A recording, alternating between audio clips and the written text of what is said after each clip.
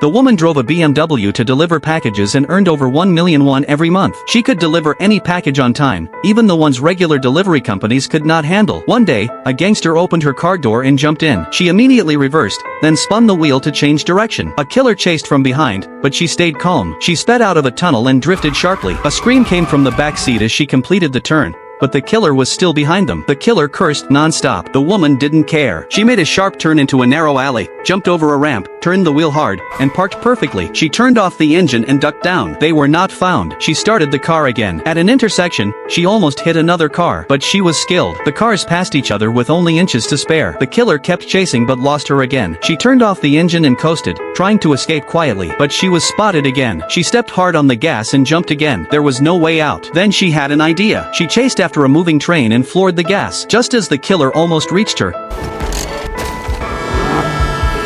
she escaped. Later, the gangster boss tried to recruit her, but she just put on a cap and walked away. Another day, she took a new job. The clients were a father and son, and she planned the route. She packed over 10 license plates and drove to Seoul. At the destination, she waited a long time. No one showed up. Just as she was getting annoyed, a boy ran up and knocked hard on her window. Killers were chasing him. She didn't want to get involved, but the boy's cries made her soft. As soon as he got in, she stepped on the gas without even closing the door. But 3 men blocked the road. They smashed the windows and forced her to stop. She stayed calm, shifted gears, and drifted past them. At another corner, they ran into the gangster boss. She quickly hid the boy. More enemies were chasing them, and she had to drive straight through. The cars got closer and closer. Just before the crash, the client suddenly appeared.